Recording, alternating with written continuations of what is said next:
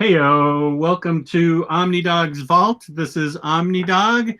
We're on a Sunday afternoon chat with Fangirlz Assemble, the one and only Maddie. Maddie, how's it going?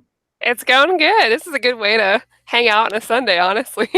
Yeah, just sit around and talk about comics. Yeah, I'm pretty happy about it.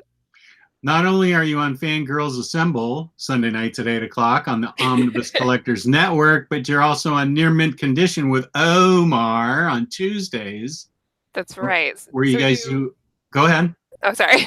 So No. we do like every other Tuesday, and then I think, and I wouldn't have remembered unless Ray messaged me about it. But on Tuesday we're reviewing Fade Out. Oh, good. Yeah, so I need to read that today or tomorrow. But I'm like you, I need to read it right before the show, or else I'm going to forget all the details. So I can't read anything ahead of time for that kind of format, or else I'm lost. I don't remember names. I don't remember anything. Yeah, I don't know how Omar does it. You talk about X-Men, he's like, oh yeah, it was 1996 when Cyclops was in panel 3 of page 82 and issue 362, and Cyclops was a big douchebag there, and I'm like, what? Cyclops was in the X-Men? I don't even remember this. And he knows every date and every creator name ever for anything, and it's amazing because I know big picture things, and the things I really love I know all the details for, but man, I don't know how he does it. He just always. Yeah, he and Riley have crazy good memories, but Omar's got one of the most amazing memories, you're right, on creators, where he can go, oh, this person and that person wrote this and that, and I'm like, the art is good in this book. Like, oh, well, the artist started back in 1986 on so and so, and I'm just like, I don't know. Right. So yeah, he's amazing. But so everybody wants to know what Final Fantasy you're on now in your game-a-thon. All right, well, we are halfway through 5. So I'm pretty excited about it before. So like 1 through 6 I've never played. So it's been really good. How many are there? How many? 15 now, like regular games, and then we're gonna play through some of the like extra ones. So like Final Fantasy X-2 and 13-2, and so this I think I'll play Tactics. Pretty much the rest of your life you're going to be playing this. Yeah, well, I think I can get through them pretty quickly. I think I can do it. Okay. Well, you're already on 5. Yeah. I've never played it, so I don't know. Is this on the PS4? It's on the PlayStation. The regular PlayStation? Yeah. Oh, wow. You still got that. That's awesome. Oh, of course I do. Of course. I've got like 2 PlayStations and 2 PS2s and 2 PS3s. You've got to have a backup in case one breaks. Well, that's a good point. I hadn't thought about that. I just downloaded my favorite PS2 game. I downloaded it onto my PS4. I haven't played it in 10 years. It's called Primal, and I can't wait to play it again. Yeah. That sounds familiar. It's about I can't remember now. It was 10 years ago, but I remember I loved it. And it's about a girl who's got a magic tattoo on her back, and she gets dragged into all these underground worlds. She turned into a fish person? Like with gills? I think I played that. Let me see. I'm looking it up. Sorry.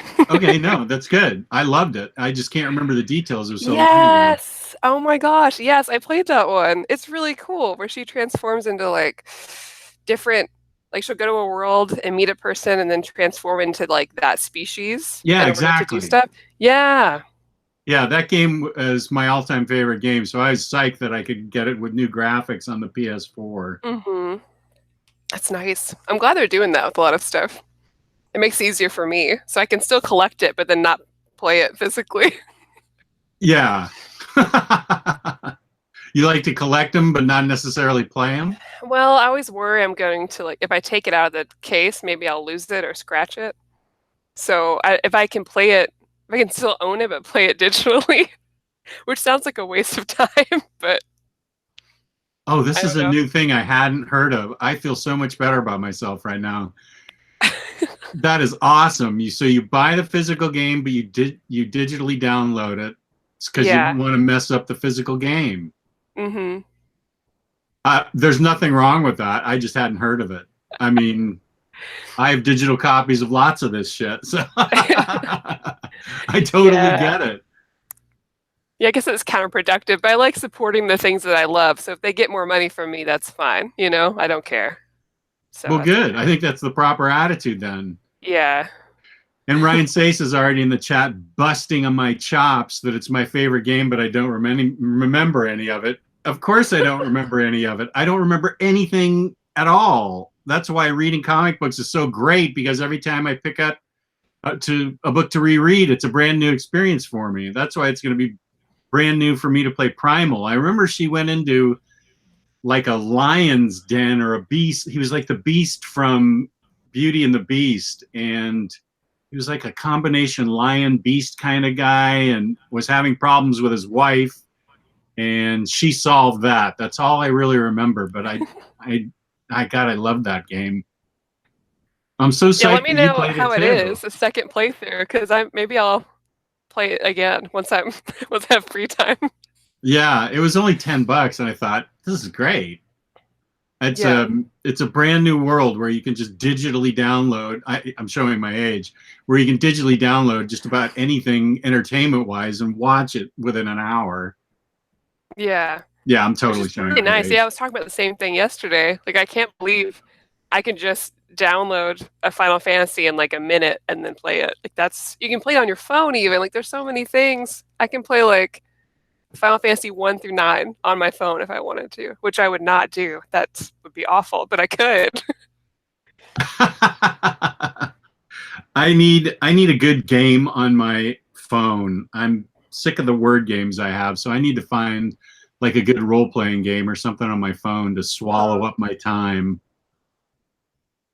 I'll have to think of one. Okay. I'm sure Omar knows. Omar plays a lot of stuff portably now. Oh, does he? So, yeah.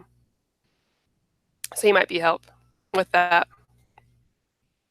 Um, let's see. So we can get one thing out of the way that we've talked about before, and that is that Avengers 2 doesn't make sense until you read Secret Wars. Would you agree with that statement? Sorry, you cut out. Oh, okay. Avengers 2, Hickman's Avengers 2, doesn't Oh make yeah. sense until it really makes sense until you read Secret Wars. Would you agree with that statement? Oh, for sure, for sure. And I feel like for me, because I was kind of wishing Secret Wars made it all worth it because Secret Wars was so good. Yeah. And I really, really liked that. And now I really want to read all the Battle World stuff that goes with it because I hadn't really read any except for A-Force. So yes. It's really nice. Speaking of A-Force, is that a Battle World book? Yeah. Well, then I own some Battle World books. I didn't know that. We're talking about A-Force, which we both love. I love it. Let me see why I love it. First of all, I love Kelly Thompson's writing. Mm-hmm. I love the fun art in it. The art is great. I need to reread it now that I know it's a Battle World book. Well, I guess not all of it is, just the beginning. Like the first... Oh, the first one?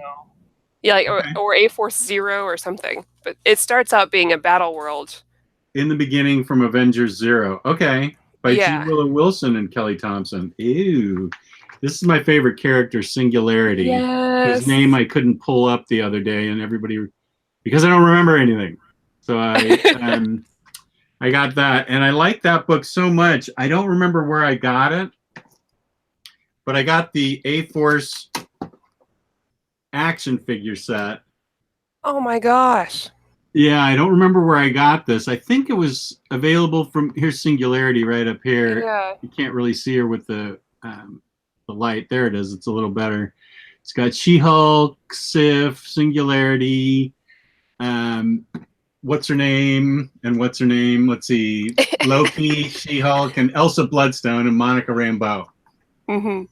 Yeah. I would buy that just for the box.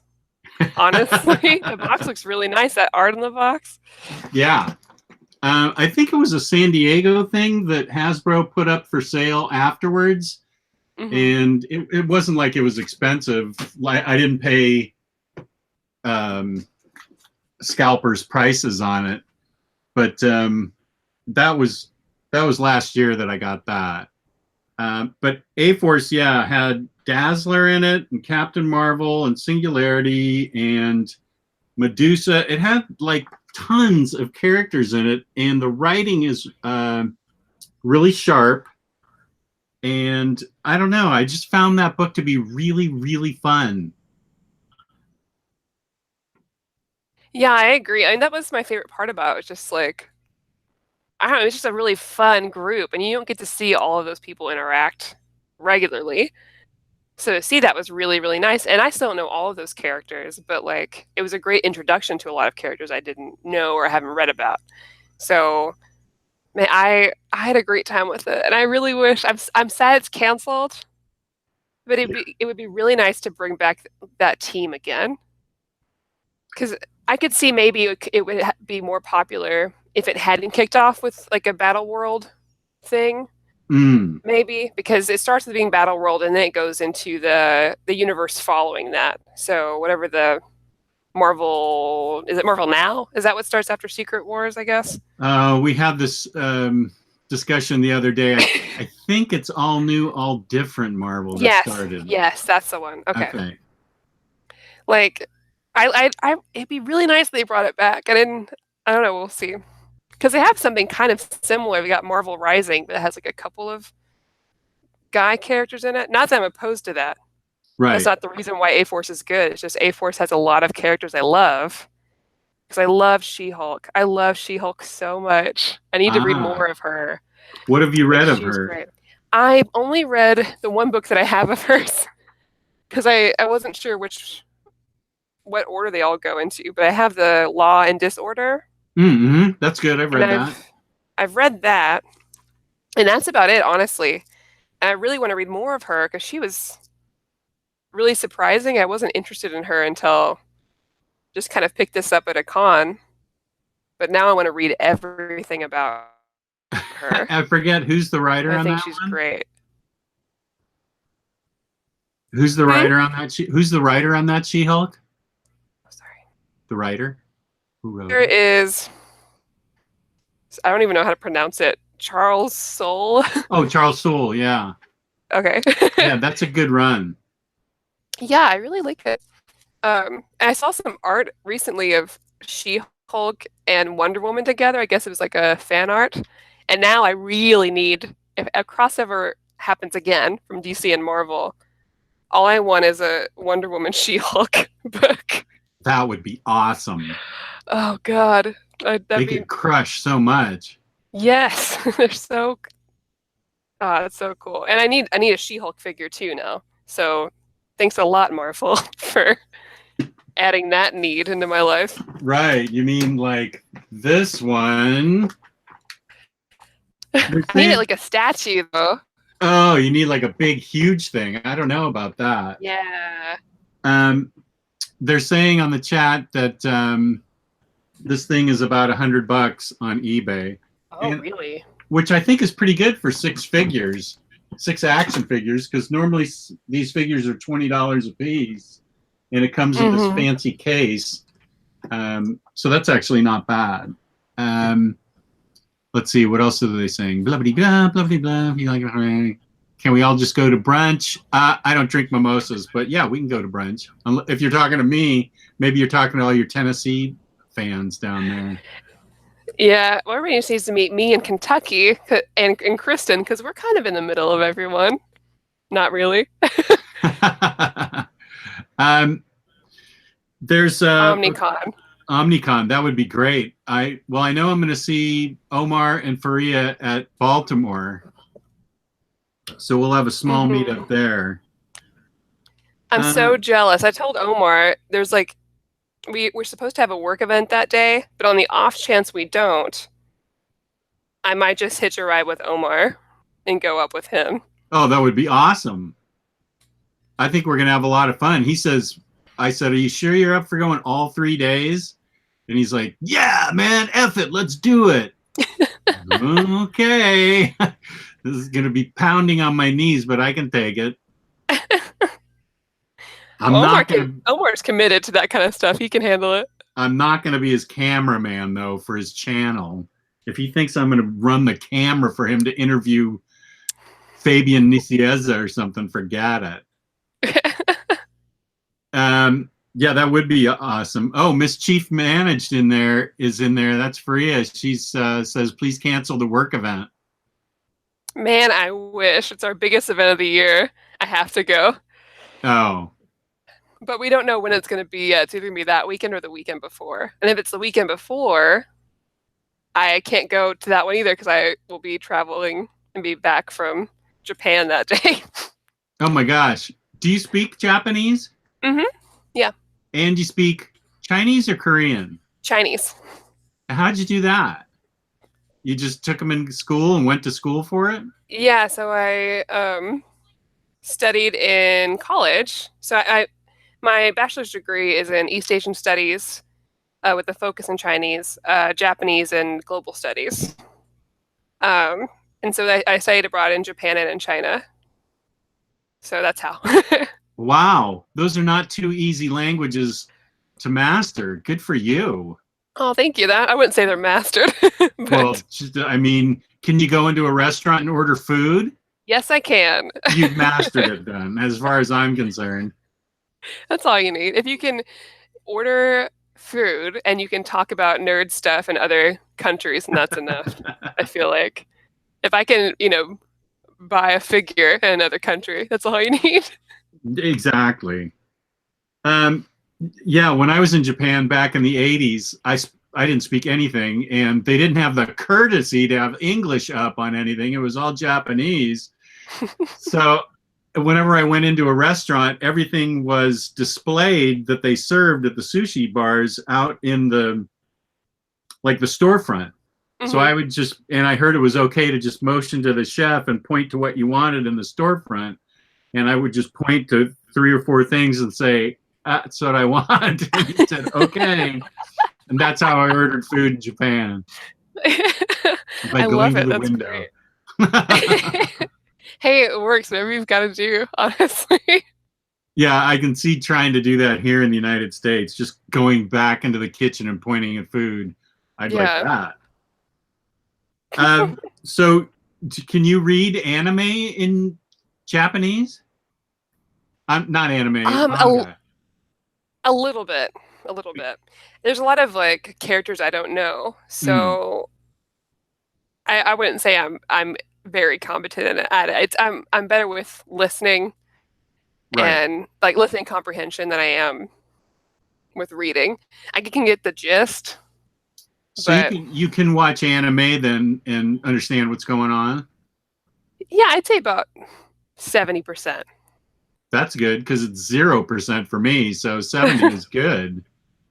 And you also, we'll get to comics in a second, but I think this is interesting. Who's your favorite character to cosplay as? You're a known cosplayer. Who's your fave? Is there anybody I've heard of? Maybe. So there's a lot of stuff I'm working on right now, but I'd say my favorite thing that I've made is Aloy from Horizon Zero Dawn. It was a new PlayStation game that came out. Oh, that's the one with the bow and arrow? Mm-hmm. I haven't played that, but I know Ryan Sace has, and he told me about it. It's really good. That's what I heard. Yeah. I want to cosplay Wonder Woman, but that's kind of a long-term goal. So yeah. Sometime I have a Catwoman costume coming in sometime this month. But oh, Catwoman, that'd be awesome. Yeah, I noticed that you have. Yeah, I noticed behind you have Gotham City Sirens. Have you read that? No, I haven't. Oh, okay. Well, I have a lot of. I guess that's common for a lot of people in our group, but I feel like I keep collecting omnibuses and then I don't read them. Oh, look at my shelf here behind me. Have I read any of this crap? it was a big deal for me to go through the Hickmanathon and read 5 Omnis this summer. Yeah. Rarely do I want to crack open an Omni. They're so big and so cumbersome to read. I'd much rather read a dinky thing like this, which is why I burned through them. They're just hard to transport is the only thing. I feel like I'd read more of them if it was an easy thing to bring to work with me to read on my lunch break or like a slow day. And yeah, it's hard. And also I feel like it's very obvious if I'm reading comics if I bring a whole omnibus with me to work. I don't want to be that person you see in their lunch break with this huge comic book. I don't want to out myself to everybody, you know. So, not that they don't know, I guess. But. Right, yeah. If you've got a Catwoman suit coming in, they may already know about that kind of stuff. Yeah, I try to hide that stuff and keep it separate. So I don't think, no work friends know about this show. The secret side of Madelyn. Yeah. So. That's really all I have to talk about at dinner is comic books. Really? Yeah, my YouTube show and my comic book collection. That's really my dinner conversation. I am so socially awkward when we go to dinner. My wife says, "Okay, here are the things we can talk about. You're selling your comic book collection. You've got your YouTube show. You've got a comic advisor that's helping you invest in comic books. You've got several YouTube shows that you're on," and she'll just go on like giving me talking points. I'm like, okay. Otherwise, I just sit there and I'm like, I have nothing to share. These other adults my age that don't even know what a comic book is. That's their loss, honestly. Hopefully, by talking to you, they get motivated to read some. Because I always just try to pull in. It's like, no, listen, you can read any comics if you like the movies. Just try this. Just try. It's like I'm pushing drugs, but they're comic books. So we have a stack of books that we wanted to talk about. Let's talk about this book because you've read it and I haven't. I just got it in, and you have a Boss Wonder Woman Gotham City Garage statue behind you. Yeah, hopefully everybody can see it. She's beautiful. Yeah, she really is. And I haven't read it yet, but the art looks really good. And what can you tell? I mean, what's the concept here? Okay, so this is like another. I guess you could categorize it as Elseworlds. People always use that term when talking about DC stuff, but then I know that some stuff is actually considered Elseworlds and some stuff is just not canon. I never know how that works, but anyways. So in this world, like Batman's a bad guy, and a lot of the typical male superheroes are like the bad guys, and inside the town, there's like a big red bubble over Gotham, and inside there, everyone has to be happy. So they're all taking like medicine to be just happy and without any other emotion. And then if you show any other emotion, then you can get like arrested or whatever else. But on the outskirts of town, there's a bunch of people that don't live in that world. Like they've all left Gotham, and most of them are all bikers. And so I guess like the overall premise is you've got a bunch of DC superheroines that all have a cool biker gang outside of Gotham now that are like living their own free life, almost kind of like Fury Road style. And you've got like you've got Harley and Big Barda and Natasha Irons. Yeah, Big Barda looks really cool, and I've never read anything about her, though I know who she is. But she's got like, I can probably find a better picture, but she's got like this really cool mohawk, and there's Catwoman and Silver Banshee, and all the time they've got to fight like Batman robots and stuff. And because cool. you have the Batman family, you also see like and they're Nightwing's there. They're bad. They're part of a bad gang. The Bat family. Yeah, basically. So like Batgirl's there too. Although she's still a good person. You don't really know kind of where she's going yet. But so Supergirl's the main character in this. And in this story, she's been adopted by Commissioner Gordon. And so she was raised with Batgirl. And she's like kind of learning that she has powers and figuring that out and figuring out, why she didn't know herself. And it's really cool. Like it's an interesting story. And I guess the most thing I like about it is just seeing how badass these girl characters are, and then seeing this kind of, I just love when I get to see these girl characters act together and do stuff together. It's always just really neat, and to see them in a different context is always really nice. So, well, I know it's well written because it's by Jackson Lansing, writer of my favorite book, Joyride, Faria. Yeah, she didn't like that one. I'm pretty salty about that. I am pretty salty. Everybody has different taste, but everybody has to like that book. That's ridiculous. But yeah, Gotham City Garage. That's a book I want to read maybe today. I'm almost, I just have to read a couple of S.H.I.E.L.D. books, and then I'll be done with my Hickmanathon. That's right, you're going to buy me brunch. You owe me brunch, Faria. For Joyride? Yeah, for her opinion on Joyride. That's how she mollified my anger. Nice. Yeah. So let's see. Yeah. Gotham City Garage is one thing that I can read now that I'm done with all my thick books. And we talked about A-Force that we both liked. Let's talk about, how about Unstoppable Wasp, which is coming back. Oh my gosh, it's so good. I can't even believe how good it is. It's so good. It blew me away. I'm still like on a high from reading that book, I feel like. It's so great. One thing I loved it, and it is I really loved it, and I'm excited it's coming back, but I will say it moves at a frenetic pace. It just goes and goes and goes. It's like drop of that first page, boom, you're off. And stuff happens, and she's just full of energy and full of brilliance, getting all those smart people together to solve problems. And it is pretty darn a joyous read.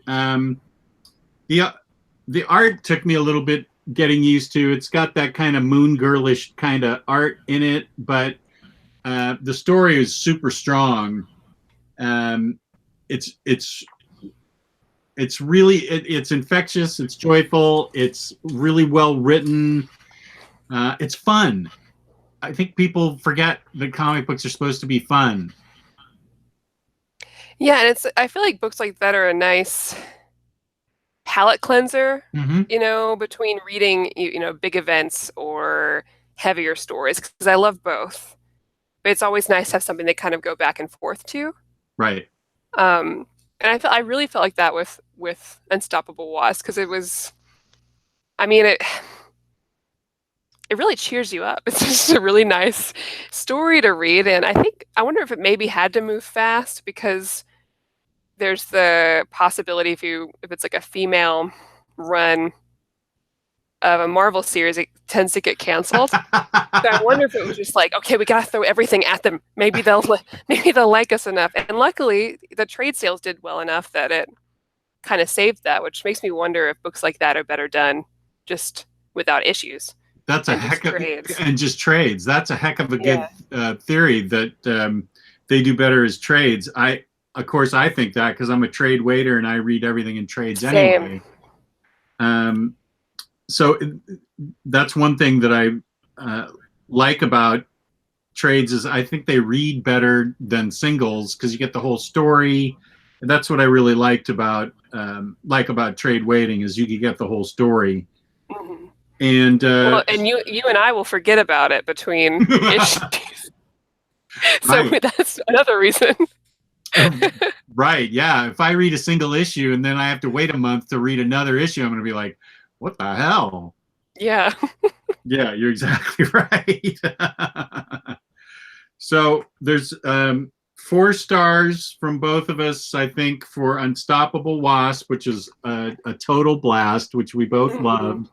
She's kept in a red room, breaks out, or is released. Let's see, what's the story? She's released from the bunker and blah, blah, blah, blah, blah, whatever. I can't remember, of course, because I read it 3 months ago. I remember it's fun. Yeah, it's really good. And then at the end, she ends up getting her own like science lab with other young, bright girls because they talk about how there's that shield list of the smartest people, and Right. that they're I liked reading that because there was a like, well, maybe these scientists that are like the smartest people, right? They're listed on the list. The majority of them, not all of them, because the top of that list is a young girl now, right? With Moon Girl and Devil Dinosaur. She's the smartest. Right. She's apparently the smartest. Most people are looking for people like themselves, so they tend to choose mentees that they reflect themselves on. So, maybe a Tony Stark would be more likely to choose a younger man, a boy, right? Maybe because he sees himself in that person. So a lot of mentors choose someone similar to themselves. So maybe maybe a lot of people don't look towards girls. So they're like, well, we're going to make our own science lab. And I was like, that's really cool. And then Mockingbird comes in, and I thought that was really neat. So I decided to read Mockingbird after reading this because I had never read any. That's and a book I I pulled. love her. Oh my gosh, this is one of my favorite comics ever. It's so good. And I know some people have issues with it because that's not their Mockingbird, which I understand. That can be really frustrating to see a character and then have it change. But for me, as a new reader who had never read any Mockingbird before, never knew anything about her, I am madly in love with her. I love the whole series, and I immediately went to the second I finished that, I was like, well, I've got to read all of her stuff. So now I'm going through Marvel Unlimited and just reading all the Mockingbird I can get my hands on because she was such a fun character. And I'm finding that with a lot of these female, I guess I'm trying to think what's the best way to describe it, like a female runs of Marvel characters. I'll finish, I'm like, oh, I've got to have everything. And I'm always sad because they're always canceled, but still, they're all really great series. And I'm glad that they existed in the first place. Yeah, Mockingbird is super sharply written and really funny. And it doesn't bother me that it's nobody else's Mockingbird because I'm like you. I really wasn't that familiar with Mockingbird. Marvel's probably a pretty new pickup for me in the past 5 years. I was mostly a DC reader. So I don't have any background in Mockingbird except for Chelsea Cain's run. And it was hilarious. I mean, it was super sharply written and I just dug the heck out of it. I think the only real issue was this dumb cover that people focused on. It doesn't even appear in the book. It has nothing to do with the book. It's just some t-shirt that Faria wore to Awesome Con, and it has nothing to do with the book. And I think it just riled people up for just no reason whatsoever. It is such a great book. It's so good. And there's so many good references in there. Like a lot of good pop culture references, which I really appreciated. So I saw a Hamilton reference. I saw a reference to Veronica Mars, which is one of my favorite TV shows. There's something else too, but there was a pun, like a Sugar Ray pun that I thought was hilarious. Whoa, Sugar Ray pun. That's yes. fun. Actually, I think I screen capped it. I don't think it's probably not that funny to anyone else, but I love puns, so I saved it. But I'm sorry for everyone watching this. This is super lame. But somebody says, good. Are you going to answer the phone? And somebody responds, that's the name of my Sugar Ray cover band. And laugh forever. It's not that funny because they have that song, Answer the Phone. Oh, okay. Not a big Sugar Ray fan, so it went over my head. It's me. I love 90s music. Anyways, but I really liked the art was beautiful. And then you have covers by Joelle Jones. And she's an artist that I've really become a fan of in the past few years. It was great. So thanks, Unstoppable Wasp, for introducing me to Mockingbird. Yeah. Now, wait a minute. This is how bad my memory is. I just read this book. It was written by somebody, and Supergirl Being Super, with art by Joelle Jones. Yes, that book's so good. That book is awesome. That's my favorite Supergirl book ever. Ever, ever, ever. And I haven't read any other Supergirl, but I'll agree with you because right now I could see if DC EU was touring around with a Supergirl movie, I heard, or maybe read somewhere. And they don't, because I want it to be good. But if they do, just have Supergirl Being Super be a movie, I would be very pleased. That was great. And I know Kristen's watching right now, and Kristen likes the whole book except for when she pops her pimple in that book. I thought that was great. It's super gross. I thought it was hilarious. Yeah, it's awesome. I loved how gross it was. Yeah. Somebody said if you like Joelle Jones, read Lady Killer. Have you read Lady Killer? Yeah, I have. It's really, really good. Really, really good. Yeah. I really dig that. I liked it a lot. And she writes and does the art for that too, which was pretty good. Yeah. That frosts my cookies when somebody's a good writer and a good artist. It's not like they couldn't be just good at one thing. They got to be great at both. Well, I watched an interview with her, and she had said that she never wanted to write, but she had the idea for the story, and that was the only way it was going to happen if she wrote it herself. And I think now she's kind of gotten in the groove of it. So I'd like to see her do more of that. I don't know if I know she's doing the art for the new Catwoman, but I don't know if she's writing it. Pretty sure she's writing and drawing it. Oh, good. Then that'll be a good series then. And I look forward to that coming out. I want to read it, but again, you have to wait for the trades to come out. So I'll just, a year from now, I'll get to read Catwoman. We'll have the same talk next summer, and we'll talk about Catwoman. Yeah. So actually, let's talk about a book that I haven't read, but you've read, and I bought on your recommendation. And a lot of these books are female-driven, female-centric, which I actually like because it's different. I grew up with nothing but Superman, Batman, Green Lantern, and like Black Canary and Wonder Woman got tossed in there barely. But these are not... We're not reading them because they're female driven, but because they're well written stories that are female driven with strong female protagonists. And that book is Heavy Vinyl. I know you recommended this book, and I picked it up on your recommendation. What is this about? Basically, it's about Can you remember? Yes, I can. I can remember that one. Good. Because I know I just talked about how I wait for trades, but I picked up the issues for that too. So I was actually reading issue to issue for it used to be Hi-Fi Fight Club, and then became Heavy Vinyl because Fight Club got upset with them, so they had to change it. So basically, this girl goes to work at a record store, which has a bunch of girl employees, and she learns that they run a fight club on the side. Oh, that's why they're all bruised and bandaged on the cover.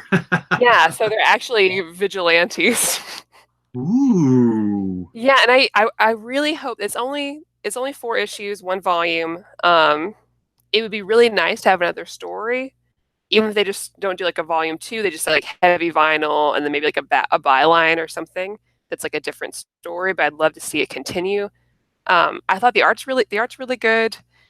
You got a nice. And the cast of characters is really good. Well, you talk. Let me focus on me and the art, and you can keep talking. I'll show the art. It was just nice and short and sweet, and I think there's something to be said about some comic book stories that can be contained in a single volume and don't continue. Maybe because they don't have the chance to mess up because it's just short. But it's a nice little short read, and if anything, for just the art, I really, really enjoyed it. There's some nice music references in there, so if anyone's been to music in a big way like me, it was nice. So, well, please read it. I'm going to set this right with Gotham City Garage to read today.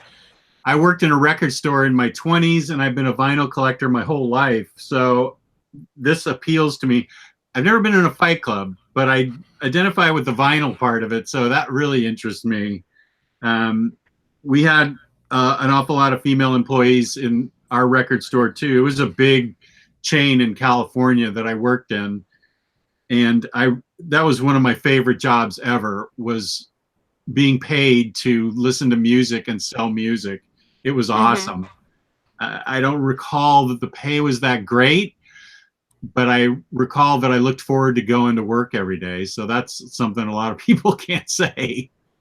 Yeah, that's true. Or to be in an environment where you get to talk to people and recommend things is always nice. That's how I imagine it would be to work at like comic book store or something like that. Yeah. Just talking to people about things you like and collect. Yeah, exactly. Okay, so you recommend heavy vinyl. Kristen's in there saying it's so good. Yeah. Kristen and I have similar tastes.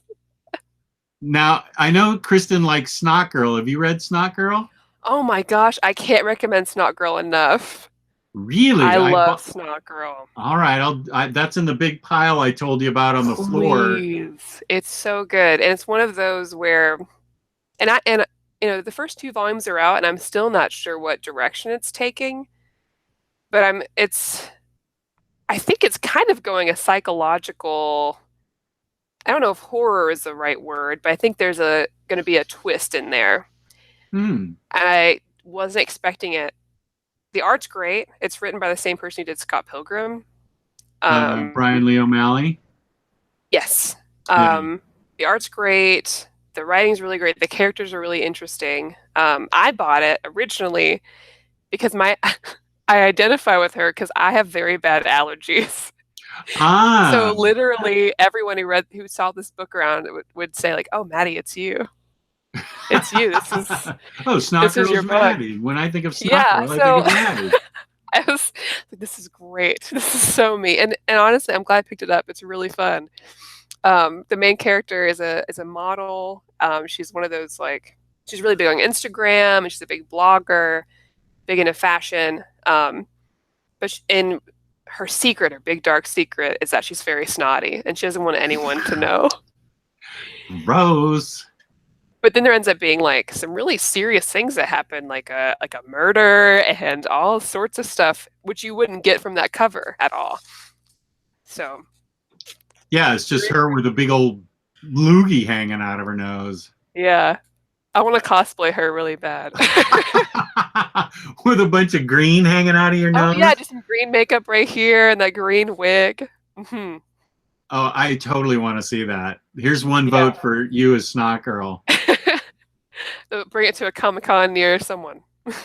Yeah, Jesse Saywat is saying in the chat, record store?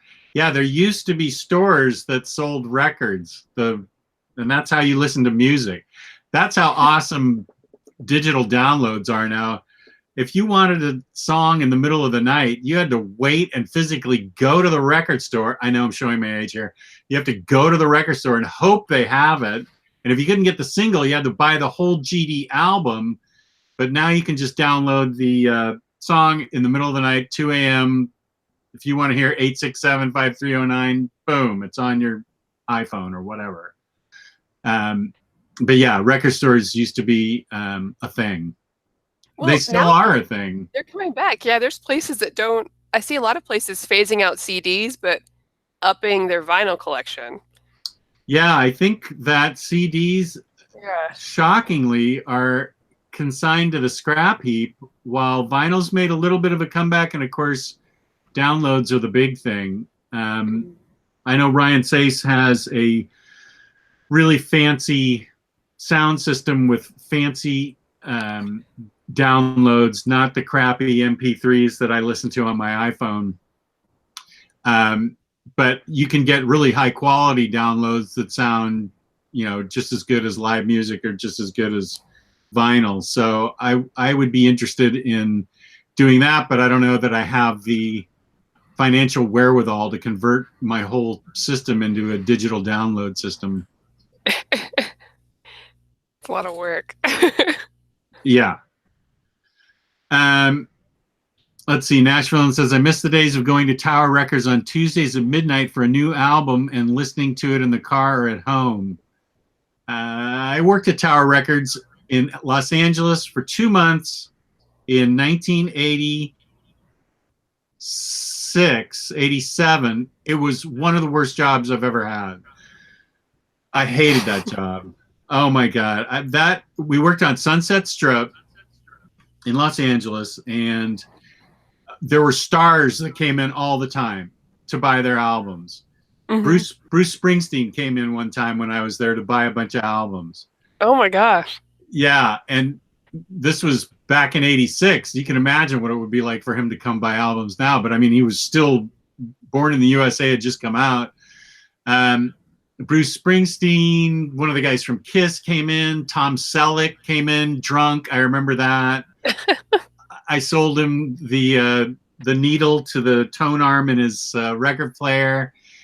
Let's see, it was Paul Stanley from Kiss, and there was always stars coming in there, but the people that worked there were just not good people, as opposed to the record store I worked at in Monterey, California for a record factory. Salt of the earth people, totally my friends. I loved it, and I think that was like when I started losing faith in humanity, when I lived in LA for an awful 11 months. That's when I lost my faith in humanity. I hated LA. How did we get on that topic? Me in Los Angeles. I'm a Northern California kind of guy. I'm not a Southern California guy. Amoeba Records. Yeah, I remember Amoeba. Let's see. Here's a good book. This was a recommendation to me. Riley recommended it to me, and I promoted it. This book rocks hard, and it's got really great art. It's got fabulous writing, and this is Elektra, just called Elektra, Bloodlines and Reverence. And it's got art by Mike Del Mundo, which is amazing. And Charlie Blackman is the writer. Elektra has never been a character really that fascinated me all that much.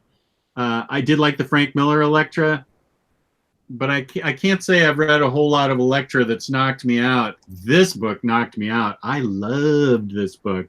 This was one of the best recommendations he's ever done. Yeah, I was really blown away by it, and I wouldn't have read it unless Freya posted about it in the group. But normally when I think about Elektra, I think of that one movie that didn't do well. But man, yeah, that blew me away. Like I would have never thought about it. I would have never thought twice. And I'm glad that I read it. The art is breathtaking and it's amazing. And she's a really interesting character. And I don't know if she's still as well written in other series or books, but I thought she was very, very interesting in this. Like just the way that she saw killing people and the way she thought about it and the way she interacted with the other characters in the book all the characters were really well written. Yeah, and here's interesting paneling. This is the kind of thing I really dig. When you got interesting paneling in a book like this is really sharp to me. And it's kind of full of that kind of interesting artwork throughout the whole thing. Del Mundo doesn't do all the artwork in the second book, but he does it all in the first book. And this is a book that I could have used even more volumes of. I enjoyed that it was 2 and done. That was good. But I could have used a lot more Elektra, written by Charlie Blackman. Sorry, who's Charlie Blackman? W. Hayden Blackman. Who's Charlie Blackman? Maybe he's a golfer or something. I don't know who Charlie Blackman is. I'll have to look that up. I got Michael Del Mundo right, though, and the artist. There you go. So I apologize. W. Hayden Blackman. I don't know who the hell Charlie Blackman is. It's a character I made up. But yeah, this was great. Really great. And what other books did we talk about that we wanted to talk about? We mentioned, did we talk about Hawkeye? No, we didn't. Here's Yeah, that was Hawkeye the other right big here. one. Yeah, the Kate Bishop Hawkeye. Yeah, that is no. Before I get into Hawkeye, have you read All New Wolverine? No, everyone's yeah, you told me about it and a few other people had mentioned it. So it's on my list for this week. So I'm gonna read through it on my phone on Marvel Limited app while I'm at work this week. Not while I'm working, but during breaks. So Oh, Charlie Blackmon's the center fielder for the Colorado Rockies. That's where I got his name from. I'm a baseball fan. That's who Charlie Blackmon is. You need to read All New Wolverine. That is one of my top 10 books ever. I love that book.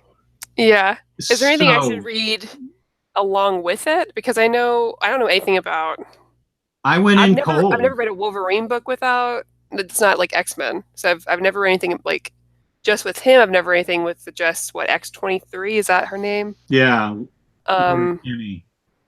I've read nothing. Um, So I read. You don't really. I don't think you need to read anything. You just need to know that Wolverine's dead and she took over his place as All New Wolverine. mhm. That's really all you need to know. She finds it's super focused on self-discovery and all these things she finds out about herself and all these things she finds out about her creation and her environment and the people that were working against her, future people that are working against her and their motives. And it's a book that it's got a lot of action in it, but it's got a lot of heart in it. And she's got a little, I'm not going to spoil anything by telling you she's got a clone named Gabby, who's a clone of her. And Gabby's got some of the best one-liners in comics. She is a crack up. Gabby gets a pet Wolverine. I can't remember the Wolverine's Oh, well, name. now I'm sold. And Gabby's nickname is Honey Badger instead of like Wolverine Jr. She's Honey Badger. Mhm. You really, I think you can go in cold, and I did, and I enjoyed the hell out of it. I just loved it. Just know that she's his replacement, and I if Okay. there's I'm going to do a video on just it, even though I've recommended it in about 4 other videos. And I screen capped a thing about somebody's asking her, is there any problem with your being Wolverine? And she goes, nah, just a few guys on the internet have a problem. And I thought that was just perfect. I want that to be the thumbnail for the video. Oh man. Yeah, that's great. That's very true. Yeah. It's just guys on the internet. I don't have a problem with it. It's great writing and it's great art and it's great reading, and it's got her what is it? Her brother Daken, who is Wolverine's son. She's cloned from Wolverine, so that makes Daken her brother. And just so you know, he appears and he's usually a jerk, but Yeah. he's written well enough in this book that you actually sympathize with him and like him, which is hard to do because Daken's really been an incredible tool Yeah. from the very beginning. So Hawkeye is Kate Bishop going out to LA and becoming a private investigator. As usual, I love it.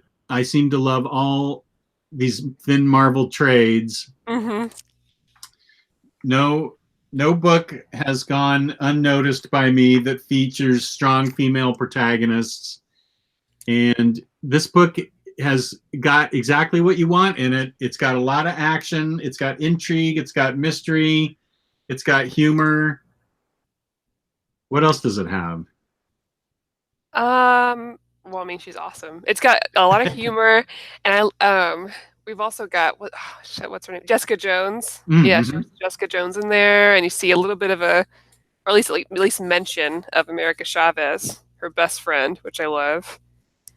It gave me a lot of. I know that you're not caught up on Rebirth, and I know a lot of people don't like this one series, but it reminded me a lot of Batgirl, the current Batgirl run, and so I really liked it. I actually like Batgirl. It's written by Hope Larson. Mm-hmm. Yeah, I met her at Baltimore Con last year. She was very nice, and I actually like Batgirl. Yeah, I like it a lot too. I mean, I just feel like a lot of these. I feel like Marvel's doing a really good job with their bringing a lot of their characters into the modern time. Hmm. Like everyone is very fitting right now. I feel like any single book like this or Unstoppable Wasp or anything like that could easily be, if you just translated word for word, almost frame for frame into a TV show, be perfect for right now. Hmm. Um, I love these. The color was great. The art's great. She's hilarious. She really is. Yeah, I really dig her, and I wasn't expecting I wasn't expecting anything from this because I didn't know anything. Just that everyone was talking about Kate Bishop. Well, Kate Bishop and everyone's talking about the newest Hawkeye series too. The other Hawkeye. Right. um, I was blown away. I love the Private Eye shtick. That Hmm. is so good. She's kind of goofy at it. Yeah, which I like. Like Yeah. she's not really good at it, which is Right. great. And I hope it stays that way. That I always care about characters like that. I don't want anybody to be too good at what they're doing. It would be boring. You need your big superheroes that are really, they have a lot of experience under their belt and they kind of have ideas of what they're doing. And then you need these palate cleansers of characters that are like, I am still new and figuring this out and I don't know and I don't think anybody else does. So Yeah, it's great. more relatable when they stumble. Yeah, of course. And here's a little bit of the art. It's written by Kelly Thompson, and Kelly Thompson's going to be writing. Chat, help me out. What is Thompson? Kelly Thompson's going to be writing something big, like X-Men or something. Help. Tim says she's writing the digital exclusive Jessica Jones series right now. Kelly Mm-hmm. Thompson is. Kelly Thompson, I think might have been tabbed to write Uncanny X-Men, which is a big coup because that's going to be a big book. Oh, cool. Yeah, and she does a great job in Hawkeye. I loved this book. Yeah, Uncanny X-Men. That's what I thought. So that's a big get for her to write that book, and I'm really glad because she's. I loved Hawkeye, and I some of the fan blowback from the female, Ironheart and All New Wolverine and whatever else, Captain America. They got changed. The only problem I think that Marvel did was I think they changed them all at once too soon instead of kind of gradually introducing them. I happen to like all the changes they did because I'm not a Marvel fanboy where I am absolutely wedded to one concept of Hmm. Captain America or Wolverine. I'm like, oh, okay, Wolverine's a woman now and she's got a little clone that has a baby Wolverine. How good is that? That's Yeah. fun. So that never really bothered me. I know there was a big backlash maybe a couple years ago, last year, Hmm. and the only thing I can think of for not stupid people on the internet who don't like change at all was just the fact that Marvel rolled it all out right away instead of maybe gradually doing it and getting Right. people a chance to get used to it. That being said, I don't care. I read the books and I dig them.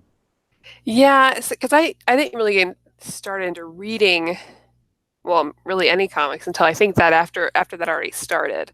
So I don't have any concept of even what that's like, and I haven't had to experience a big change in anything I've read. So for me, and I think for a lot of people right now, like when you walk into a comic book store, there's like a ton of really interesting Marvel characters right now.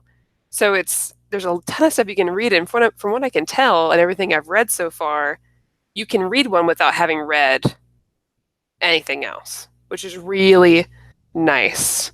A lot of these single character series, or single character led series, like not the team ones, I feel like they're very approachable and there's so many different characters and different types of characters, which is great. But I can also see we're longtime fans that was maybe a bit of a heart attack all at once.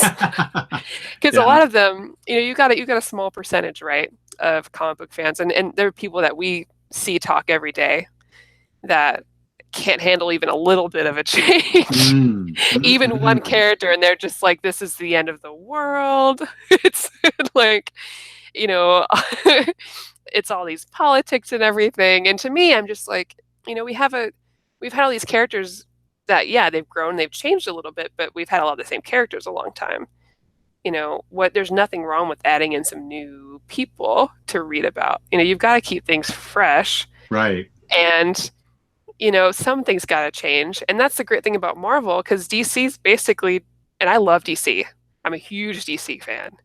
And I always keep up with it. But I can't say where DC's changing much right now. It's still you're getting new character, like a few new characters and new stories, but overall it's the same people all the time, just different outfits.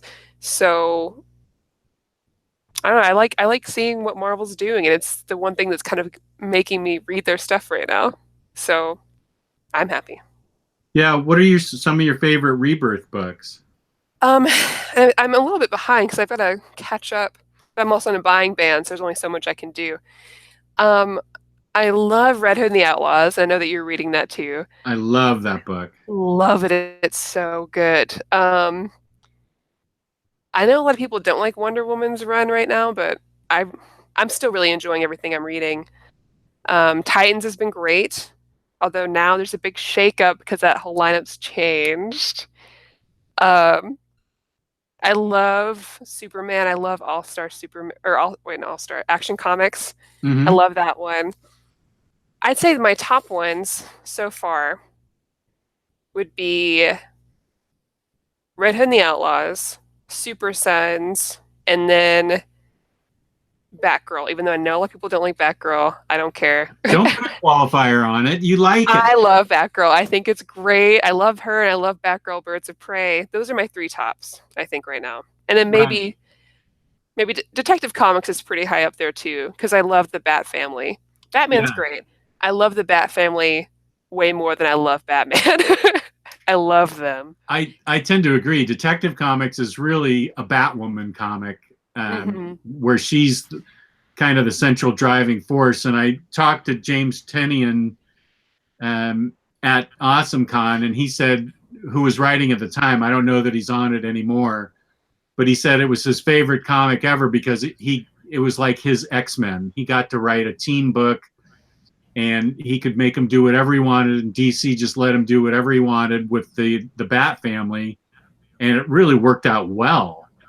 I think it's more of a better Batwoman. As much as I love Batwoman, and it's being written, I think, by Marguerite Bennett, who I love, as much as I love that, I think Detective is the Batwoman book. Mm-hmm. And Clayface is so wonderful. I never thought I could. I think I cried about Clayface reading that book, and I would have never thought that would have happened. And I'm like, that's good writing. That's good writing. Like, but any sort of family component in DC always gets me.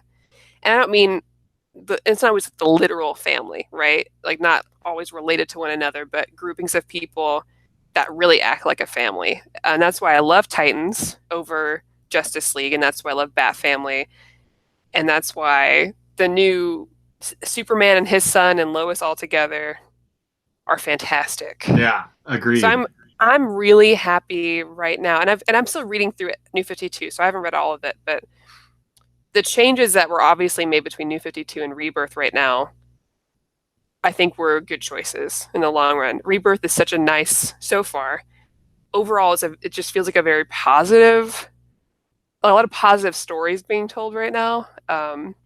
There's some dramatic ones, sure, and there's still hardships going on because it is DC, but it's just, they're great reads right now. Like, I always feel really good after I read them. So I'm really, really happy about everything that's going on with Rebirth right now, except for the Titans not being together anymore. I mean, they're together, but it's a new group, and I'm still sad. But that's my own personal thing. I think overall, everyone else will like it.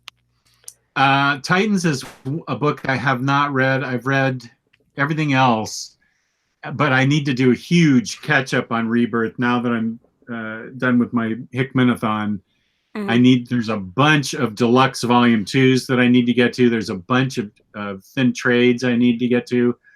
I need to really get down to it, and because I agree with you, I really love Rebirth. It was like a breath of fresh air, because New 52 sort of ran out of gas towards the end, and they got new creators and new artists, and it's really, I think, a super great reboot for it. Yeah, for sure. DC. Now, I haven't read Titans. The only Titans book I read was Hunt for Justice or something. Is that the name of it? I don't know. Did you read the Road to Rebirth? I did, yeah. Okay, good. It's really good. Have you read any older Titans? I'm such a big Titans fan, sorry. I read Teen Titans back in the 60s, so that's how old a Titans fan I am. But I honestly don't think I've read any Titans since then. I just haven't. I mean, if you're saying Titans is good for Rebirth, we seem to have similar taste in a lot of books. I'll give it a shot. I recommend it. I really recommend some of the older Just Titans run, not Teen Titans, but like Titans by Winnick, and there's another Titans run. I really, really like those. But I think they have a really interesting dynamic compared to Justice League. I could probably spend like 2 hours talking about all the reasons Titans is really good. But just spend 2 minutes and tell me why it's good. Okay, yeah, I'll do it real quick for everyone. Yeah, tell me. So I really like them because you've got this crew of characters that's basically has a lot of the same powers as Justice League, but and people that have always been in their shadows, because it's not like the Teen Titans where you have like a very diverse group. Robin's worked with Batman, sure, but the rest of the crew hasn't been like a sidekick or has been like that. But you've got the Titans, who are kind of like early 20s, mid 20s, so they're dealing with a lot of not so much angsty issues like you have like in Teen Titans, like Jeff Johns' Teen Titans, but more so just dealing with that in between, right? And you've had these people that have grown up together. And I think that really shows in how they interact with one another. And there's a really good part in Rebirth, and I'm not too spoilery about it, but where they are kind of talking with the Justice League, and they're saying, you guys are just work colleagues. We're a family. I was like, that's a really good way to see it. And that's the big difference between them that I like. Because I think with Justice League, you do have a bunch of really superpowered people that are very independent of one another, that do team up together when they need to accomplish something. But I wouldn't call them a family. There's a lot of disagreements with them. They do feel like just work colleagues to me. And maybe there's some Justice League stories I need to read that'll change that, but overall that's kind of how I see it. No, I think you're right. I think you see that in a lot of big superhero groups. But the Titans, like they've lived together, they've grown up together, they've, gone through weird relationships with one another. Like, not all of them, but it's just such a good crew. And you've got like Nightwing, and you've got Wally West because he comes back in Flash, right? Or in Rebirth. And you've got Donna, who I love. I don't think anybody uses Donna Troy enough, personally. And you've got Roy Harper, who I will defend until the day that I die. I think he's a fantastic character, and he's completely underutilized. That's Red Arrow / Arsenal / Speedy. Right. I knew him as Speedy when he was shooting up heroin. Yeah. He's got an addiction problem, and so he doesn't thrive unless he's on a team. He needs a team. He needs that family dynamic. It keeps him sober. It keeps him focused. That's why he needed Red Hood and the Outlaws during that time, even though it was 3 of them. He needs that team, and if he doesn't have one, he's off the wagon. And I think he's so interesting. And I don't know. I love Titans. I think everyone should read it. And we can pretend like the show's not happening, maybe. Oh. But yeah, I don't know. They're a good crew. So and is it available in hardcover, or is it just trades? Do you know? It's just trades, which is a little too bad. But that's cool with me. And a lot of the past Titan series aren't collected well, or aren't collected at all. So I've got some of is it the Winnick run I've got? Yeah, I've got some of the Winnick run, but I don't believe all of the Winnick run is collected. And then there's another series, I don't remember who writes it, but it's called The Titans.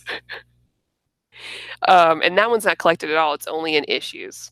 So I'm trying to collect those to do custom bound.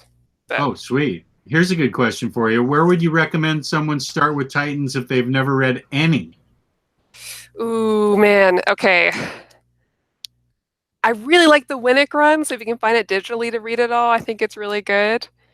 But if you want to start with something more modern, start with Road to Rebirth Titans, because it's also a good introduction to Rebirth as a whole, and then read Titans, like Rebirth Titans. Plus, the art's so cool. This is a cover of the board game expansion that came out for it, but it's got the Titans group on there, and they are so cool. You've got Garth. I refuse to call him Tempest or Aqualad because I think Garth is the dumbest name for any superhero ever. We have Garth, and then Roy and Donna and Nightwing and Wally West Flash. But it's pretty cool. Now, you're a board gamer too, right? Yeah. And I'll be doing that today after the show's done, playing board games the rest of the day. I didn't even know this existed. You went to a board game con last week or 2 weeks ago? Where was that? Yeah, last weekend. Indianapolis, Gen Con. It's been running for I think over 50 years, 51 years, yeah. Because it used to be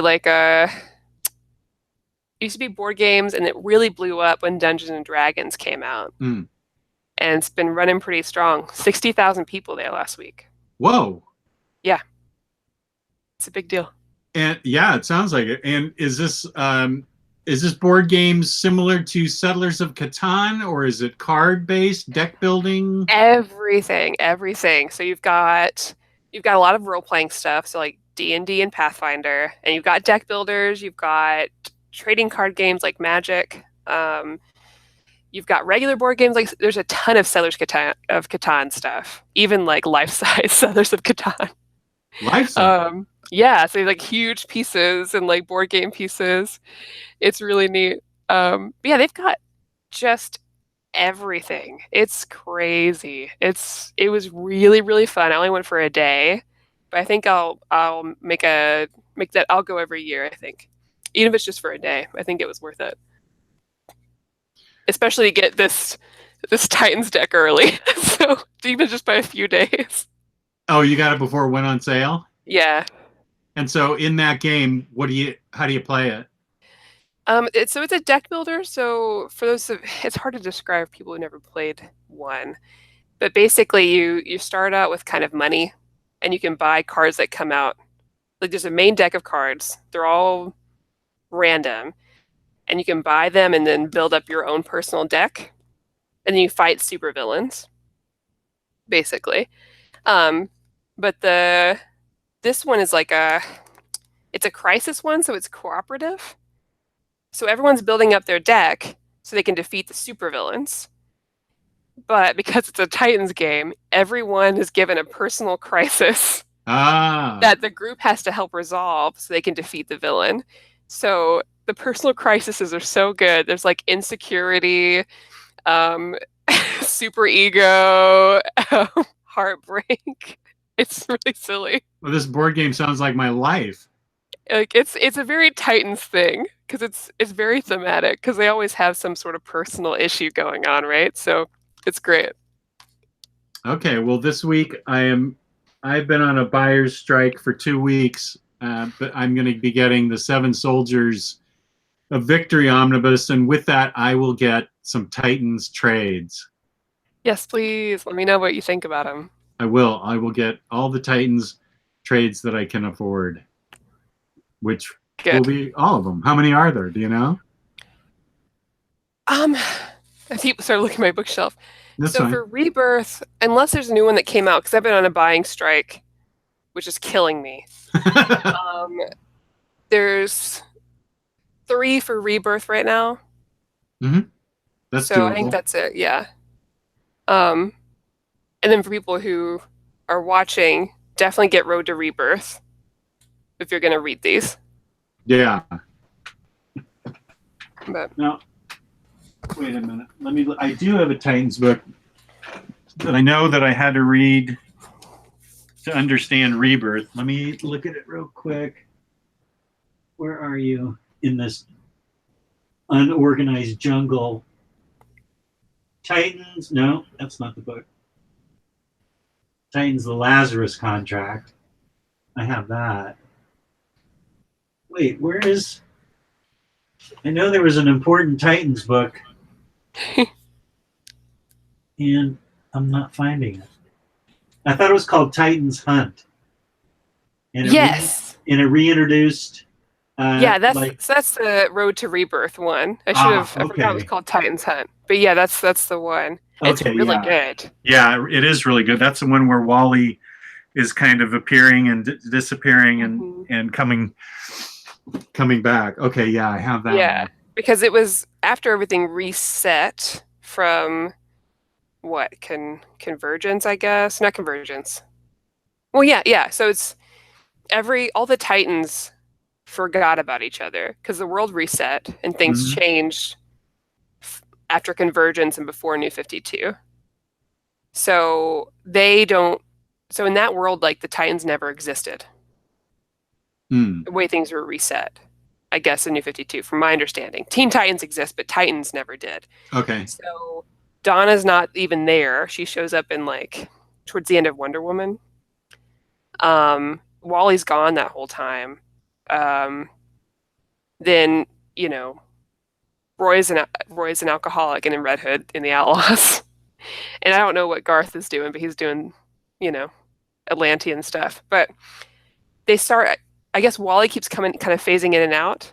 And so they start to remember, like, the alternate timeline that happened. And remember that they were all together and all friends and they were on a team and yada yada. It's pretty cool.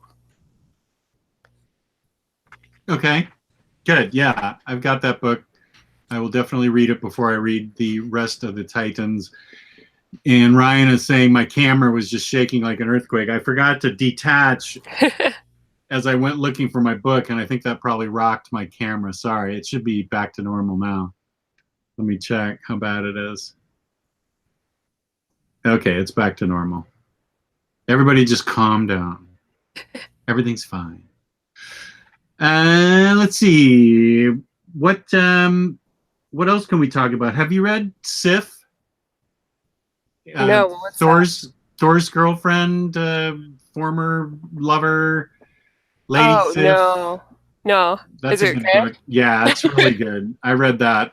I just read that recently this summer. I need to find my summer reading list and write that down. That's a really good book. I picked up Angela Asgard's Assassin because somebody recommended that. Yeah, I always wonder about her. I have a weird relationship with Angela because I think I'm upset that she gets more figures and Mantis doesn't.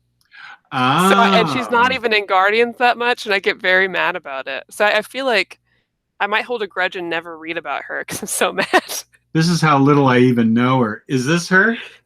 Yeah, that's Angela. Yeah. I haven't read any Angela. She always gets figures, even though she's barely in Guardians, from what I understand. I don't even remember her in Guardians. Yeah. Which is great. I can watch the movie again and enjoy it. I remember I've only seen the second Guardians once. I saw the first Guardians 3 times. Oh man, second Guardians is so good. I liked it a lot. I do love Mantis. I can see why you like her so much. I love her so much. I hope that they do more with her. In this version of Mantis is really nice. The movie one is very different from the comics, too. So I like her movie version a lot, and the actress is really nice too. I met her last year. Oh, you did? She's really sweet. And of course, I was a big nerd the whole time. I was like, I love you. I love Mantis so much. And I'm sure she's like, okay. But you understand. Yeah, well, what else are you supposed to say to him, though? You'd love him. I don't know. Yeah. I mean, that was about it. I was like, well, shit. I don't know. I don't know what to say. What's your favorite yogurt?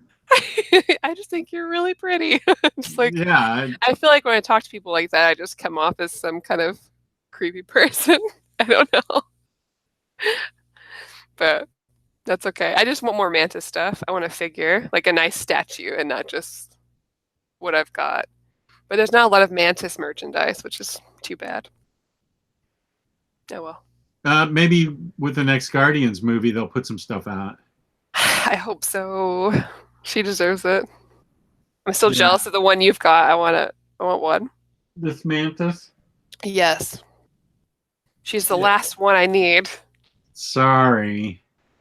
She's so cute. She is. She looks pretty good. She's got a good face sculpt. That's what I like about these Hasbro toys. They have really good face sculpts. As opposed to the DC ones by Mattel, they do not have good face sculpts. These do, though. And she's not standing up on her own properly right now. She was resting against Hickman's Fantastic Four. For some reason, yeah. I don't know why. Yeah, she was a Build-A-Figure from that line. And I think I specifically bought that line so I could build her. I thought about it. I was like, man, I really don't need or want anybody else. 7 other action figures. Yeah, I get that. Like maybe Nova, but I think that would be as far as I'd go. Yeah, I love Nova. I have Kid Nova over here. I haven't read any of him actually. I haven't either. I'm a Rich Rider fangirl. I love him. You know what? I don't even know enough about Nova to know the difference between Rich Rider. Just wait till you read Annihilation. Okay. That's starting December 1st. I think you'll see. Good. I can't wait for you to read it. I really want to hear what you have to say about it. Yeah, that'll be December 1st. I'm going to catch up on everything before my winter readathon. Mm-hmm. So any other books you'd like to talk about? Cosplay you'd like to talk about? Video games? Board games? You pretty much nerd out and do it all. I don't know that I've ever met anybody like you. You're amazing. It's too much. Well, and I thought I'd never... Because I always had too many things that I'm interested in. I was like, I'll never do comics. Like, that's a road I'll never go down. I'll never do it. It's fine. The movies are enough. And now look. Yeah. Like on 2 shows and buying comics all the time. So that's great.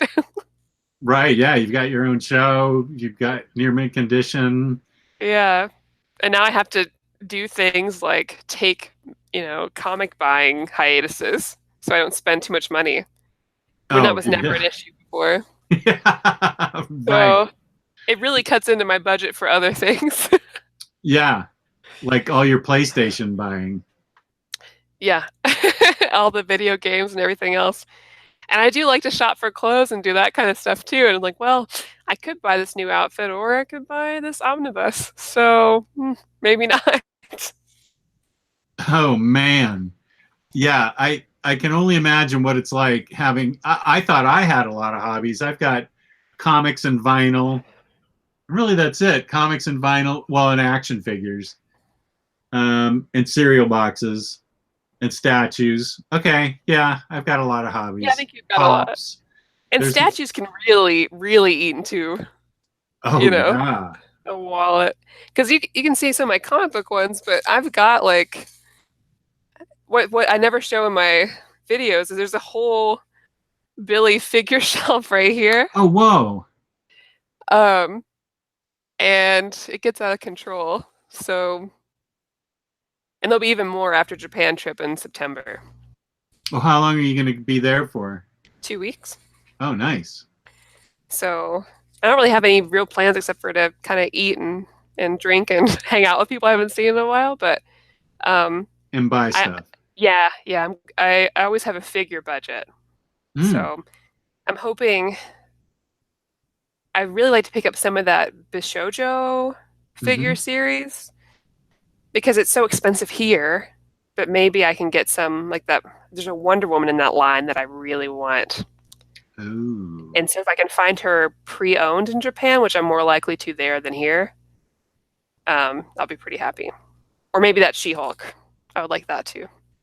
Yeah, well, I know there's a whole Sherlock from the group sent me pictures. He spent 6 weeks in Japan for his honeymoon, and he sent me pictures of nothing but Kotobayuka stores where you can just go in and it's nothing but those figures, which is and amazing. it's nice because you can get a lot of pre-owned figures in Japan. I feel like you don't see that here as much. Mm-mm. Either people are just buying their figures and keeping on to them, or they just don't have a lot of resale value, maybe. But in Japan, it's a huge market for selling pre-owned figures. And I don't need the box. I don't keep anything in a box. I'm never going to. I don't care. You know, I'm not buying them to sell them later. I'm not buying them to keep them pristine. I've never been one of those people. So that's a great opportunity for me to get something super discounted. So I'm pretty excited. So oh, well, good. Maybe more Final Fantasy games. Yeah, I look forward to your report from Japan then on whether you find She-Hulk and Wonder Woman. That's I'll have to do. Maybe I'll do a haul video. I'll talk to Omar. Maybe do one on the Near Mint Condition channel, just to post about my Japan haul, because I'll be going with another Near Mint Condition co-host. Oh, you will? Tina. Yeah. Oh. So it's me and Tina and our respective people, and we're gonna go. Your respective people? What, you have like an entourage? No. You mean your significant others? Yes, our significant others. Our respective people. My PR person, my publicist, my stylist. Yeah, my photographer. Just kidding, that'll be me. So I won't even be in any of the pictures on the trip. It'll be me taking them. But it'll be really fun. Most excited about I don't know if you watched any of these, but I'll be going to the Ghibli Museum on our first day. Oh, yeah. I got tickets. It's kind of hard to do, but I'm huge into those. Mm-hmm. And so I can't wait to see Totoro again and sit in the cat bus, and that's all I care about. I saw Totoro 98 times when my daughter was 3 years old. It's so good for kids. Man, every kid loves Totoro. That was on constantly, but I haven't gotten to see any of the classics like Howl's Moving Castle. Mm-hmm. I do have. Wait, I have something I'll show you. Let me see if I can do it without shaking the world here. Just a sec.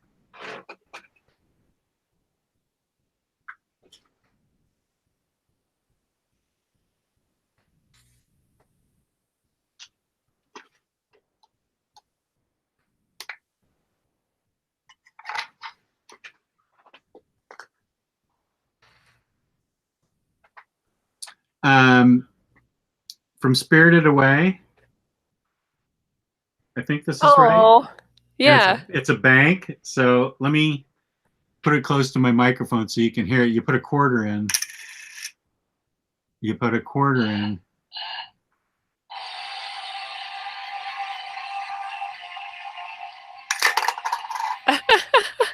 Oh, that's so great. It burps at the end. That's so cute.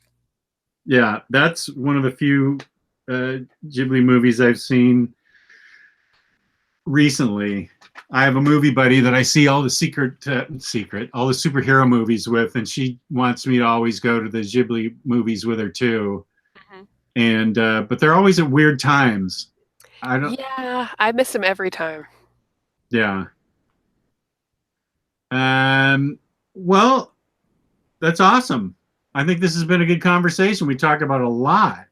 We talked about it's been nice. Everything under the sun that there is to collect. We've pretty much covered it. If it's between you and me, it's being collected. Yeah. I think we've got it covered. So why don't you give a plug for your two shows where they can find you on the old YouTube there? All right, so you can find me tonight at 8 p.m. Eastern on the Omnibros Live channel, or I guess it's now Omnibus Collectors Network, on our show, Fangirlz Assemble. It's another live show, so we'll be on there from around 8 to 10. And then this coming Tuesday, also from about 8 to 9 p.m. Eastern, you can find me on the Near Mint Condition channel. So we'll be talking about Fade Out. And yeah, on the old reader, new reader show. Fade Out is such a good book. I love that book. Yeah, I'm excited to read it. Yeah. Well, this has been great. Thank you, everybody in the chat, for tuning in. Thank you to our viewers for watching. And this is OmniDog saying subscribe, hit that like button, leave comments, and Maddie and I can respond to them. Peace and love. Peace and love.